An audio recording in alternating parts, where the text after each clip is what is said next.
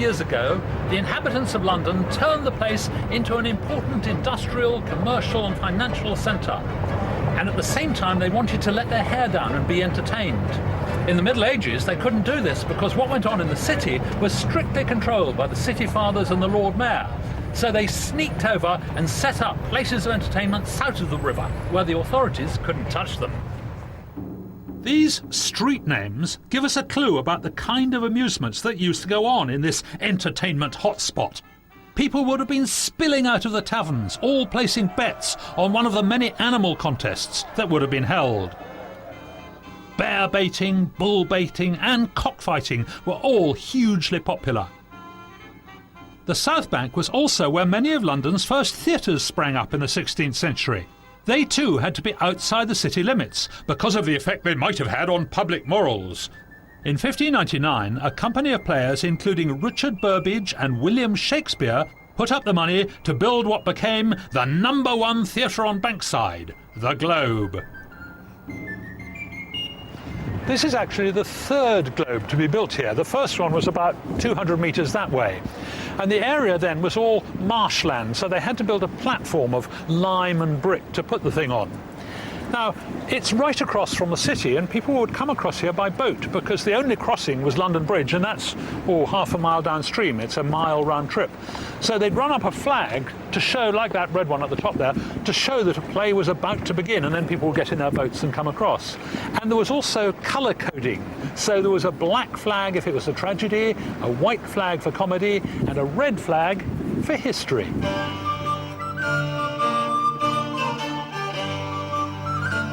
When they rebuilt the Globe, they did their very best to recreate the original, including the thatched roof, which was actually the reason why the first one was destroyed.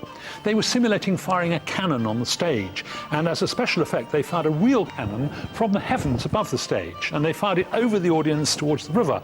They didn't use a cannonball, and they didn't use much gunpowder, but the wadding caught fire, set fire to the roof, and the whole place burnt to the ground. Luckily, everyone escaped unscathed apart from one member of the audience. His breeches caught fire, and they had to put him out with a bottle of beer.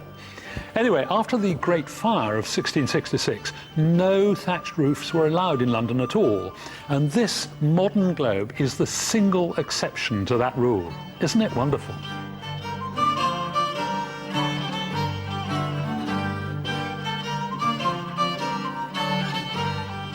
This trapdoor was one of various features installed in the original Globe. They really wanted to surprise and amaze their audiences, and the effects had to be good, because if they were feeble or if the sword fights were no good, they'd get heckled by all this audience crowded round. And all these things had to be done on the cheap. For example, these wonderful marble pillars are actually tree trunks painted to look like marble. It's all a great con. They feel solid enough. The whole of the stage is designed as a sort of mini cosmos. Down there, it's hell. I know, I've been there. Up here, it's the earth, and you see it's all painted in sort of greens and browns, earthy colours. And look at the ceiling. Wonderful cosmic ceiling, with all those symbols and moons and things floating about. And quite often they would fly in actors on ropes as gods and angels and so on. But of course, it's quite tough for a modern actor, because this place now attracts both audiences and actors from all over the world. And when the actors come here, they're used to all sorts of modern equipment, but here they have to adapt to an Elizabethan stage. Now, Nick, you're an actor. Are you playing here something? I'm playing Antony and Cleopatra. That's more than half the play, isn't it? Antony is 2/3 of the play. He goes on and on and on. I think second to Iago, it's the largest you can do. What's this place like compared with a normal theatre? The difference is, I think, more from the audience's perspective than the actor's perspective. As you come into this space, there is nothing between you and them. It's a shared experience. You can actually touch one another. You can touch one another. They lean on the side of the stage, and actors fall down and they'll be touched. The audience will go, oh, like this, and they will touch them. There's nothing to separate you from that. So it's like a much more shared experience. It's very intimate. And presumably they throw things at you from time to time. Not yet. I'm not ruling it out. And you, of course, there are no lights, are there? I mean, I hadn't thought of that. It's daylight, so that... It's daylight. You can see everybody. You can see people you know. Right, so with the spotlights in your eyes, you can't see the audience. Well, perhaps you'll see the first few rows, but you won't be able to see anybody. You're Right. blinded. You're separated. Yes. It's a wonderful, invigorating experience. And the dynamic of the building and the wood and the acoustics. It's like nothing I've ever experienced. But for me, I've played here at RSC and NT. I think this is the most vigorous, alive experience of playing Shakespeare Really? I've had. It's And the very- acoustics, you don't need microphones or anything. You can speak straight to the top. Yes, you can. The You gods. have to be clear. But certainly you can. You can be quite intimate. I have to say that being up there, you have got a tremendous sense of, you start projecting and your voice, you can hear It's your a voice. beautiful feeling, isn't it? Yes, lovely. And to know that there's no metal in any of this, that it's all Dowling and old green oak. Wonderful. And that you're experiencing a time warp. It's an Elizabethan feeling. First time I came on the stage, I became very tearful. It was such a profound experience of the source of our most beautiful literature.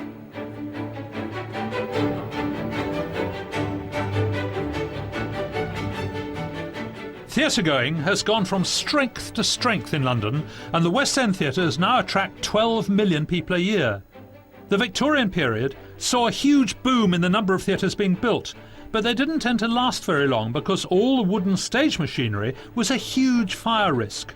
There was a clear demand for finding a new way of operating things backstage that wasn't quite so dangerous, and the answer was the River Thames. Encouraged by the top engineers of the day, several Victorian theatres got connected to the London Hydraulic Power Company's network. Their power station in Wapping was built in 1890.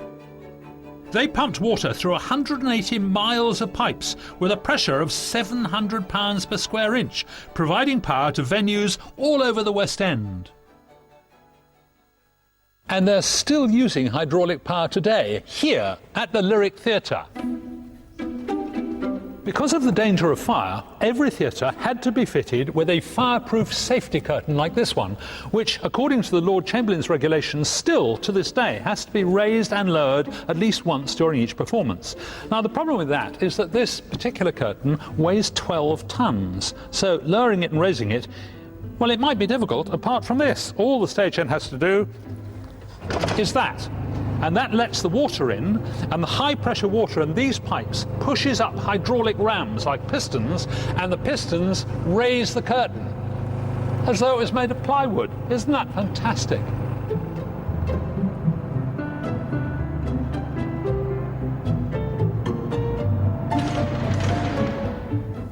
So, how does hydraulics work? Well, have a look at this. Suppose I want to lift this great heavy white stage here with this actor on it, and I can't possibly do that myself. I'm going to use hydraulics to help me.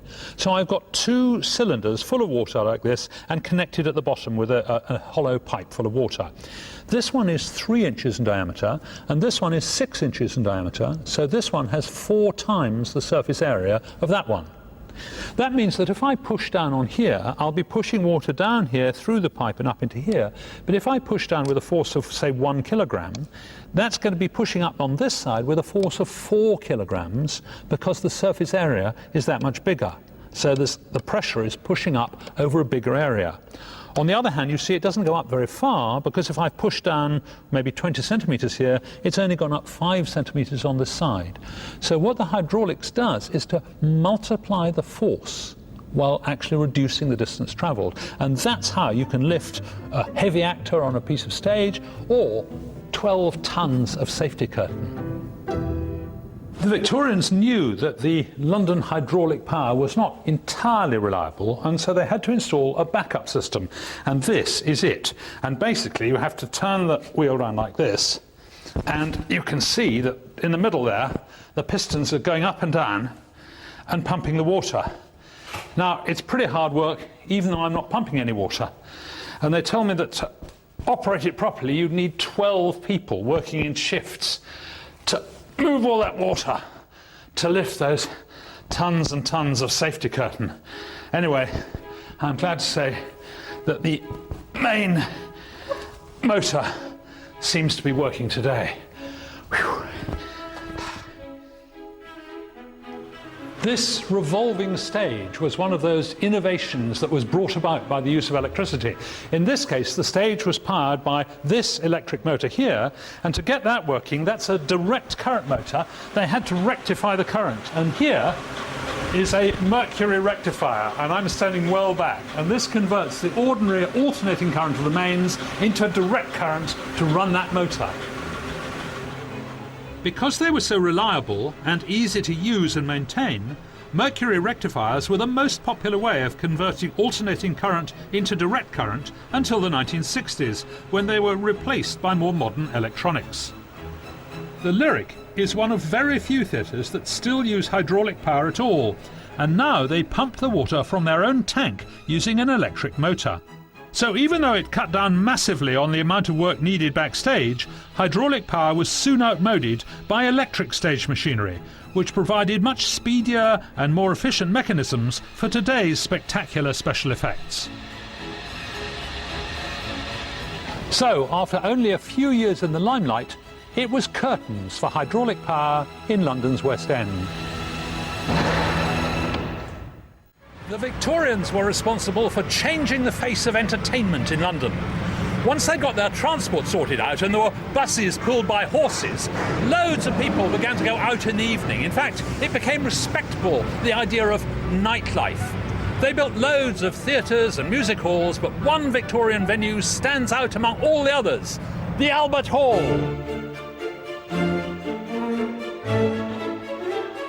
The hall was built after the Great Exhibition of 1851. Prince Albert wanted to bring permanent facilities to the area, not just so people could have fun, but also to exhibit the latest discoveries in science and technology. The building is dedicated to the arts and sciences, which is why this terracotta frieze shows such a range of activities. From the first ever gramophone concert to a full-scale marathon, the hall certainly lived up to its aim of entertaining the public with science and spectacle. But there was one big problem. From the very first concert, it was clear that the acoustics were terrible. The reverberations were so bad that a conductor remarked the hall was the only place where a British composer could be sure of hearing his work twice. It's all because the Albert Hall has an elliptical shape, so the sound is all focused on certain hotspots. It took until the 1960s to get this problem sorted out, and it was these, which look like giant mushrooms or flying saucers, that solved the sound difficulties. Marvellous.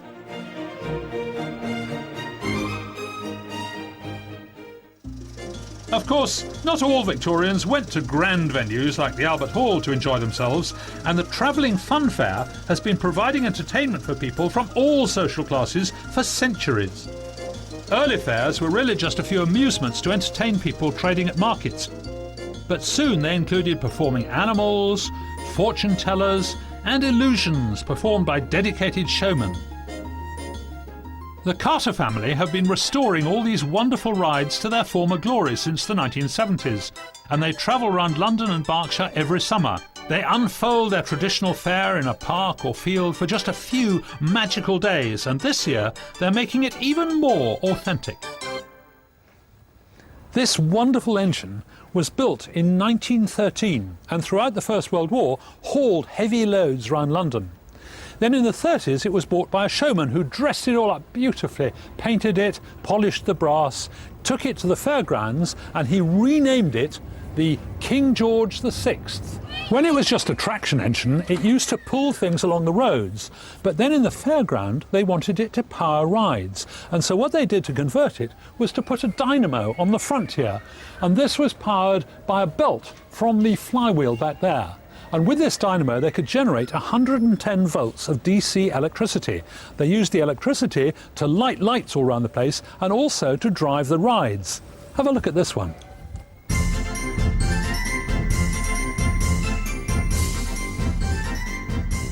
Now, Joby, you don't still use the engine to power this ride, do you? Yes, we do. And we've been using it all season. Fantastic. And it pulls the loads on the roads, moves them along like it would have. And at the weekend, you put the belt on and it generates power for the ride, just as it did. Amazing. Does it run smoothly? Does it run all weekend? Yeah, fantastic. No problems? You have to stop every 4 hours to oil up the crucial parts you can't get to when the motion's turning. Right. So they know what they're doing, so it takes them about 2-3 minutes, and that can be the time it takes to load people on anyway. Right. So Bob's your uncle, you carry on, and it runs fantastically without any problems.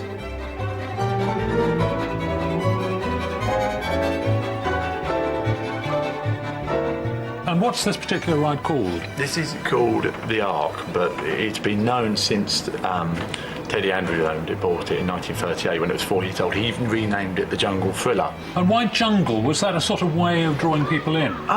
Jungle's always been a very popular theme, because you imagine back in the early part of this century, how many people had seen a jungle?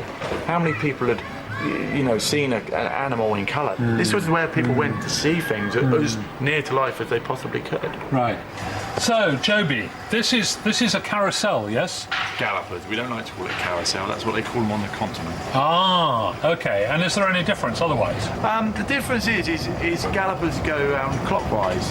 Yeah. All to do with the way a lady sat side saddle, she'd sit facing this way, Right. which would be the same way she'd be facing in the direction of the road would go. We drive on the left-hand side. Okay. Now in France, Germany, America, they drive on the other side, therefore they sat side saddle facing the other way, so the horses went the other way. They call them carousel, we call them gallopers. Gallopers, Yes. okay. And what powers all this lot? The steam engine in the centre. In the middle. Can we go and have a look? Yes, certainly. When was this engine built? 1895 it was built. So it's 115 years old, 111 years old, and still running. Yep, still going Fantastic. on strong. Can I put a bit more coal in? Of course, yeah. Okay. I'm going to get dirty hands, aren't I? Oh, Yes. well, can't be helped. Bit in there. That ought to do. Okay. So, can I have a ride? Yes. Which horse would you recommend? I think you should go on my son's horse, John, on the outside. On the outside. Okay, thanks. Get ready to power her up.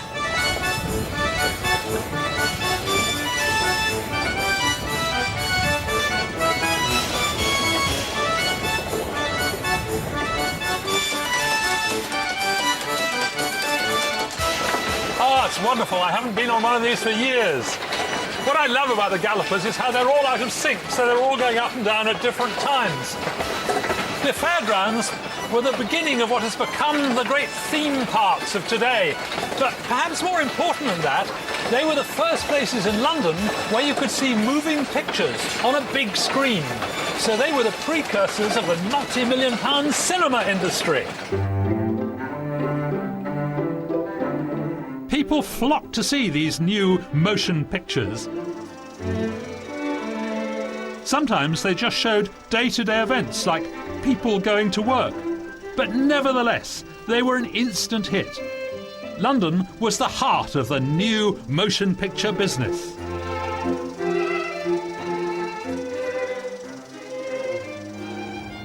This is Portobello Road on Notting Hill.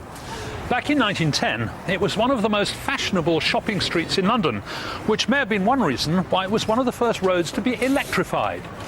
So when the last plot was snapped up to make a purpose-built cinema, they called the cinema the Electric, and it's right here. Because this was the first purpose-built cinema, the architect had to rely on previous experience of music halls. So essentially this is a music hall. Look at that wonderful vaulted ceiling with all the gorgeous gilt decoration. Pity about the modern lighting rig, but you can't have everything. That ceiling must have made the piano sound lovely, because of course in the old days it was silent movies and somebody playing the piano in the front. But then talking movies came in, and it was a disaster because the acoustics are terrible and nobody could hear what the actors are saying. So to try and soak up some of the excess reverberation, they put in these soft panels. Otherwise, the whole place has been restored to its former glory, including this lovely moulding, some of it gilded, some of it plain, and most of the walls painted a pale cream colour, because in those days it was thought most improper for people of opposite sexes to spend the evening together in a darkened room. When the Electric was first built, it must have been a real flea pit because there were 365 seats in it. It's now become a luxury cinema. Just look at this. Leather upholstered armchairs. Very, very comfortable. Wonderful footrests. Look at that. Even space to walk past the end. You don't have to move if somebody comes into the row. And then a great tray here with, I suppose, popcorn, sandwiches, a wine cooler. I don't seem to have a bottle in mine. I'm not quite sure why. There are even sofas at the back there. It is truly amazing. However, they did have one technical problem. You see, the screen there is surrounded by a beautiful gilt picture frame. And as cinema developed, the format changed and the pictures got wider and wider and they needed to be on wide screens. And here there was no way of incorporating a wide screen because that gilt frame is listed and they couldn't touch it. However, when it was restored a few years ago, they found a really ingenious way of getting around that. Just have a look at this. This 2-ton mechanism is the only one of its kind in the world, and it's a really impressive feat of engineering. After the curtains open, the screen emerges from inside the picture frame and expands sideways as it's stretched across aluminium tubing to accommodate films in a widescreen format. Now, there's something really rather special on today. OK, run the movie. London's entertainment began here on the South Bank, and it's all coming back here again, because now there are world-famous attractions like the National Theatre, the Royal Festival Hall, and one of the most popular of all of them, the British Airways London Eye. As the tallest observation wheel in the world, the London Eye dwarfs many of the capital's other famous landmarks. It's nearly 3 times as tall as Tower Bridge, and 4 times wider than the Dome of St Paul's. Doug, you're the engineer responsible for making sure this thing works. Now, it looks like a great big bicycle wheel. Is it as simple as that? It's almost as simple as that, yeah. If you imagine a bicycle wheel with spokes, then this is what you've got. Right, only it's a bit bigger. It's a bit bigger. When I first heard about the London Eye, I thought it was going to be a complete disaster. But ever since it went up, it's been one of my favourite London landmarks. It's not difficult to see why this is such a popular tourist attraction. Just look at that amazing view. The whole city, Palace of Westminster, Buckingham Palace, and over the top of that on the horizon, Windsor Castle, 25 miles away. The South Bank is a far cry from the way it used to be with all that bear baiting, but people still come here to see the city itself going past. London has become the star attraction.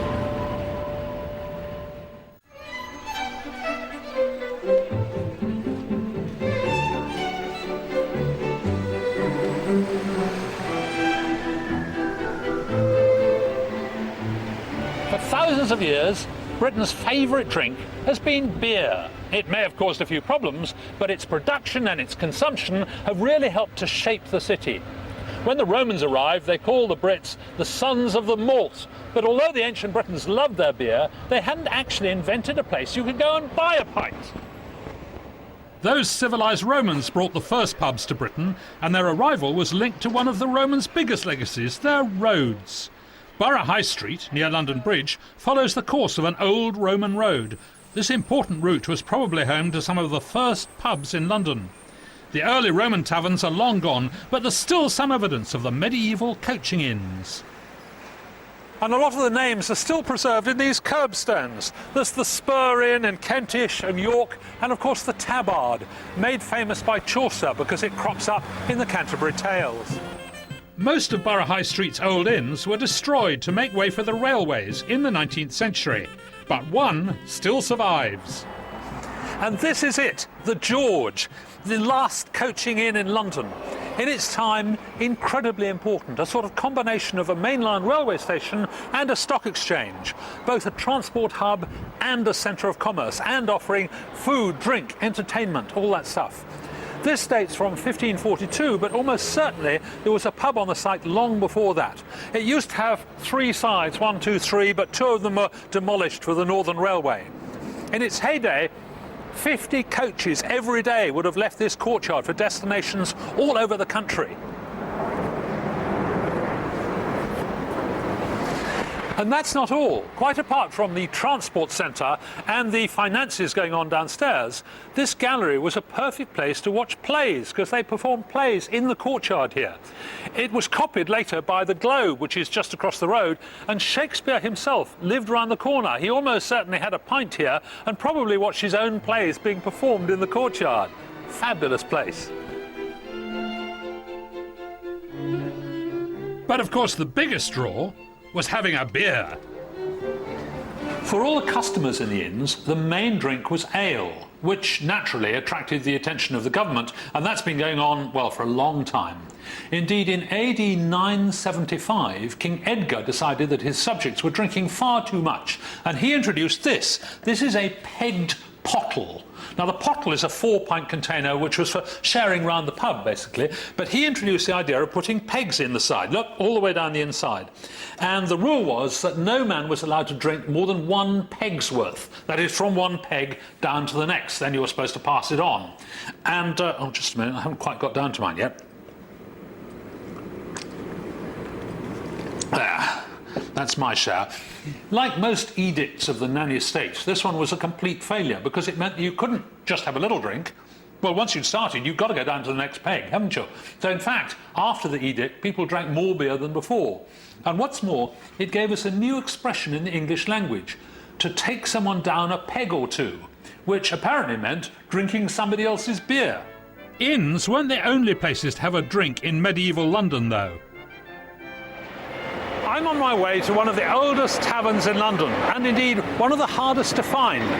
This building site here is obviously in Holborn, but apparently this pub is somewhere else. The locals like to keep its location secret, and there's a terrible curse on anyone who reveals how to get there. Excuse me, mate. Where are we? You're in Cambridge, mate. In Cambridge? Yes. But that's Holborn. Well, you're in Cambridge now.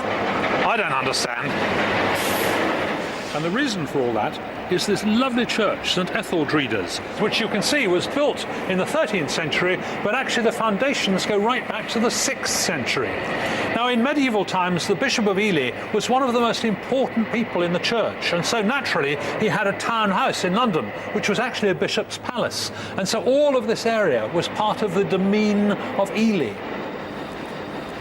The bishop's palace is long gone, but one of the bishops, Bishop Goodrich, decided that his servants needed somewhere to drink. Well, allegedly he built a pub. It's dark in here. Doesn't look very promising to me. Oh, hey! Yelde Mitre Tavern, named after Bishop Goodrich's hat. I must go in and see what it's like inside. And do you know there's still a Cambridge connection today? John, hi. Could I have a pint, please? Of course. I gather you still get postcards addressed to you in Cambridge. That's correct, sir. Would you like to have a look at it? That's fantastic. Look at that. This is addressed to Scotty, Yelde Mitre, 1 Ely Court, Ely Place, Cambridge. What difference did it used to make being in Cambridge? Well, we applied for a licence from Cambridge. Really? Yeah. What about the police? Oh, the police couldn't come down the alleyway up till 1978. They couldn't come down here? No, because we came under Cambridge laws. Well, let's drink a toast then to Cambridge. Cheers. Cheers. Oh, it's a nice pint. Thanks very much. Back in the Middle Ages, the common man drank ale, which was made from malted barley, water and yeast. However, it had a major drawback. It went off quickly. But a new ingredient was about to change all that. I've come here to Fuller's, one of the oldest breweries in London, to find out about that mystery ingredient. This is Georgina, and she's brewing manager, so you know all about brewing, right? I do. Right. Now tell me about these hops. What are they? Well, hops are basically perennial plants that are part of the cannabis family, Cumulus luculus, and it's the flowers that we're really interested in because that gives us the compounds that we need for brewing. This is a hop sample that was taken back in harvest time. Oh. At the bottom of the petals, you've got the lupulin glands here. Oh, I see. These yellow bits on the end. They contain the resins and the oils. And it's the resins that impart the bitterness into the beer, Right. and the oils that give the beer its wonderful hoppy aroma. But why did it matter when they were first introduced? Well, they also have bacteriostatic properties, so that means that they will suppress any microbial infection. So beer then became a lot safer to drink than water back in the sort of 15th century when hops were first introduced. Right. The introduction of hops to British ale led to the industrialisation of beer brewing. Medieval businessmen took over from home brewers, and London's first recorded brewery opened on this site in 1581. Sadly, they stopped brewing here in the summer of 2006. Now, these newfangled hops and industrialised brewing was all very well, but it wasn't actually very popular with Londoners because they didn't like the taste of this new bitter beer. So when they went into the pub, they would ask for a bit of the new bitter, and then they'd stop the landlord in his tracks and say, that's enough of that, I want some old-fashioned sweet ale in with it. So then the landlord had to go to another pump, and then they said, right, stop. I'd now like a bit of old stale ale, just to flatten the taste down a bit. So you'd have to get a glass from under the counter and tip that in and make a sort of disgusting mess. And this was called three-thread. Yes, well, anyway, it was obviously a terrible nuisance for the publican, a whole lot of faffing around. And the breweries had to find a way around that to make his life easier. And they came up with this new stuff called porter. I've come to Greenwich to a modern microbrewery called The Meantime, where they're trying to recreate the porter of the 1750s. What is this stuff called porter? Porter was a dark, strong, hearty beer that all the brewers of the time would have produced for all the thirsty Londoners. The porter we brew is our interpretation of a 1750s porter, the beer that made London great. The Meantime Brewery uses a blend of 9 malted barleys to produce their version of London Porter. And then That's chocolate. Yeah. Is that going in? We only want 5 kilos of that. The barleys are roasted to different strengths, hence names like Vienna, Munich and chocolate. Then, as we see here, they're milled together. The next stage involves heating this ground mixture or grist in hot water.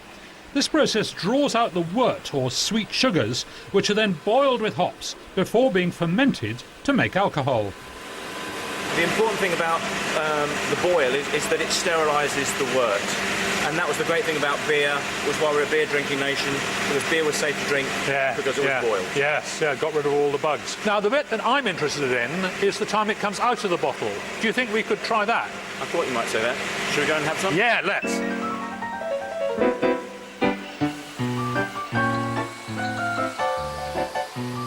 Why was it called porter? It found favour with particularly with the London porters, people doing heavy manual work outside, and the name porter stuck. Keep them going for hours, a pint or two of that would. It was a significant, hugely important part of Londoners' everyday diet. They really did depend on this as a staple. What difference did it make to London? I mean, this stuff is literally liquid London. It had a huge effect. Porter could be brewed in bigger bulk. It enabled people to brew for a longer period of the year and was cheaper.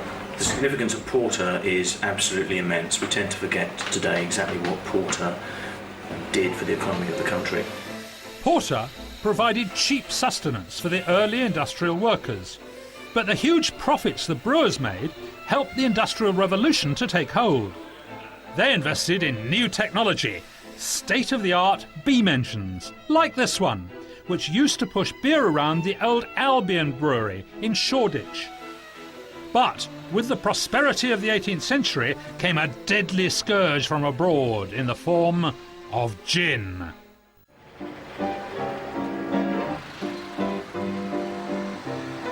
London's pubs have always been a godsend to thirsty wayfarers like me. In fact, I wouldn't mind dropping in for a pint this minute.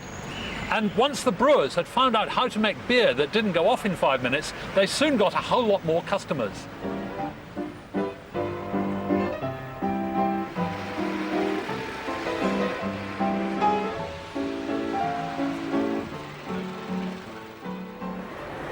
By the 18th century, it was possible to store beer, and the number of inns, alehouses and taverns grew enormously. In London, the taverns particularly prospered because there were loads of moneyed professionals only too happy to be relieved of some of their money in exchange for a bit of fun. In fact, the great Dr. Johnson said, "There is nothing that has been contrived by man in which so much happiness is produced as a good tavern." Well, I'm going in to have a look. As you can see, it's not at all flashy. It's comfortable and convenient, just the sort of place that men and women would have come to enjoy themselves, for leisure, in fact, like today's pubs. They would have come to gamble and to drink, and public drunkenness was quite acceptable in those days. It wasn't a problem in any way. But in fact, although this place looks very authentic, it is in fact a bit of a sham, because originally it wasn't a pub at all. It was a coffee house. This was a place where city gents would have come in off the street and sat at these very tables over cups of coffee and done amazing deals, huge financial transactions. The thing is that tea and coffee had begun to be imported and the price was coming down. They were made with boiled water, so they were as safe to drink as beer, and they were acceptable at all levels of society. However, the main threat to beer wasn't the tea and coffee, it wasn't even the rise in porter. The real problem was the gin. Until the late 17th century, distilling spirits had required a licence, but William III did away with this, which meant that anyone could make gin. Its low price and strong effects made it an instant hit with the poor, who drank it in huge quantities. All this drunkenness wreaked havoc with the health of the population, and for the first and only time in its history, London's population began to fall, all due to the pernicious influence of gin. For the first time, drinking heavily started to become socially unacceptable. The government had a unique solution: drink beer instead. Cheaper beer was eventually an effective antidote to gin fever, but not to drunkenness.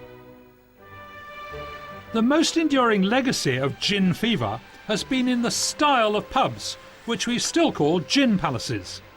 Most actually date from after the worst excesses of gin fever were over, but the Gin Palace, with its idea of enticing customers in for a drink, did introduce a whole new glitzy style to London.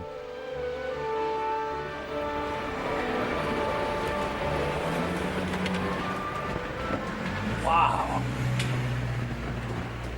This is amazing. It's called the gas and glass effect because there are mirrors and glass absolutely everywhere. And of course, for the drinkers of 150 years ago, the effect would have been even more dramatic because they lived in a much less illuminated world than we do. The original idea in the gin palaces was to act as a beacon for the poor, to attract them into this warm and vibrant atmosphere. And later on, pubs like this one copied the idea to make them much more extravagant places. The decor dates from the 1870s, and the pub would have catered for all the staff and the servants from St James's Square, the big houses 100 yards down the road. It would have given a taste of above-stairs living to the below-stairs clientele. The pub's pretty small, but it used to be divided into a series of even tinier snug bars. And one theory is that all these mirrors here weren't here for decoration at all, but were put in by order of the local magistrates to try and make those snug bars less private and cut down on casual prostitution. Glass played a key role in developing the character of our pubs. The cut and etched front windows kept prying eyes away, but gave passers-by a hint of what was inside. The opulence of the brilliant cut mirrors and acid-etched glass inside gave drinkers an experience unlike anything else in the rest of their lives. There was heavy competition between the breweries, and they spared no expense on ornate embellishments to attract customers to their pubs. Making this style of glasswork was once a thriving industry, but changing fashions and costs have meant that few firms still specialise in these techniques. I caught up with some of London's last acid etchers to find out about the process. Hi, Derek. Hello there. Now, how do you make these beautiful patterns in the glass? Well, it's all done with acid etching. Acid? Yes, it is acid, yes. Which eats its way into the glass? Yes. Oh, it's Queen Victoria, isn't it? Yes, it is. Oh, she's lovely. The pubs I've been in, they've got sort of birds on them. Yes, most of them. Is that more traditional? Yes, that is more traditional. So have you got any of those around? Yes, we have. If you go and see what Diane's doing here. Hi, Diane. What are you actually doing? Is that the acid you're painting on? No, this is actual acid resist paint to stop the acid attacking this area. Ah, so underneath that it's going to stay clear? Yes. I understand. And you're just doing the outline, is that right? Yeah, just do an outline around the bird and the leaves. Wow, that is very delicate. It must take hours. It does. It's a very time-consuming job. Do you think I could do it, or would I make a great mess of it? Yep, sure, you can have a go. You sure? Yep. I might mess up the whole thing. That's okay. Can you rub it off afterwards? Yeah, yeah. I'll stop there. So these are going to be the bright bits. Yes. What happens next? Then it goes under an acid. So this must be some strong acid that eats the glass. Is it hydrofluoric? It's hydrofluoric. You don't want to get that stuff on your hands, do you? No. No. So, OK, so now this has been etched once. Yes, it's been under one acid. The areas to be protected during the second acid bath are painted over before the glass is treated again. And then how does it finish up? Well, this would be the finished article. Right. But it's got to go under acid one more time and then it's got to be cleaned up. Right. Okay, John. Hi, John. Final tone now. It's finished. Hydrofluoric acid is poured over the glass and left to eat away at the surface for 20 minutes. The glass is then washed and the protective paint is rubbed off. Then the final pattern is revealed. Well done. Thanks, John. So this is finished now, is it? Yes, it's all finished. It is stunning. So you've got several different colours here. You've got the clear bits Yeah. round the edge, and then you've got this white. Yes. That's not just paint. No, this is white acid. Then you've got a half tone. Right. And then you've got the full tone, which is the background. This is the full tone. OK, so you've got 4 different tones. Yeah. How long do you reckon that takes you to do? Approximately 6-7 hours. Right, so that's a day's work, basically. Yeah. Well, I think it's absolutely beautiful. I want some for my front room, please. Yes. Can I have elephants on it? You can. Excellent. The Argyle Arms, just off Bond Street in the West End, has some more great examples of acid etching. It's a real showpiece of the Gin Palace style. There was another good reason for using all this glass in London pubs. It got cheaper. The thing was that the government abolished the glass tax in 1845 and the price of glass came tumbling down. So instead of just using it for the decor, which was wonderful, they also used it for the mugs. Before that, they'd all been drinking out of pewter mugs like this, and of course they couldn't see what they were drinking. Then in came the glass beer mug, and they could see what they were drinking, and they didn't like it much, all this murky stuff. It looked pretty horrible. And along came rival beers brewed up at Burton-on-Trent and places like that. Lovely, clear, pale ale. And that, sadly, was the end of London Porter and the end of London as the brewing capital of the world. Ah, delicious. But London's thirst for beer hadn't diminished. Throughout the late 19th century, there was a huge boom in pub building in London, and it even became a way of funding whole streets' worth of housing development. Eventually, though, boom led to bust, and not many pubs have been built in the last 100 years. One of the few pubs that was built during the slump was this fabulous one, the Black Friar. This pub stands close to the site of the old Blackfriars Monastery, which is how it gets its name. And there's also allegedly a Henry VIII connection. Look at this. It says, it is believed that the Emperor Charles V, the papal magistrate, and Henry VIII's court sat on this very site during the dissolution of Henry VIII's marriage to Catherine of Aragon in 1532. Well, he may have dissolved his marriage, and he certainly dissolved the monasteries, but luckily he didn't dissolve the pubs. This place is unique. It must be the only pub to be decorated in this hopelessly over-the-top Art Nouveau style. Just all around the walls, these wonderful friezes in copper and plaster of jolly monks enjoying themselves. And through here, there are some valuable words of advice. I think this must be the snug, but it feels like the crypt of a rather grand church. Look at that fabulous ceiling, all mosaic tiles and monks with bat's ears. And then round the walls there are mottos. Silence is golden, industry is all, haste is slow, finery is foolery. This place was almost demolished in the 1960s, but luckily there was a great campaign led by the poet laureate, Sir John Betjeman, and it was saved for the nation. Now, I reckon this must have been the first ever theme pub. It's a pity that the modern ones aren't anything like so good. Anyway, I would like to drink a toast to Sir John Betjeman and the Jolly Black Friars. Cheers. Adam is back next Friday afternoon at 2. Next, a close look at some of the groundbreaking technology of the billionaire Howard Hughes, from missiles and satellites to the Spruce Goose flying boat.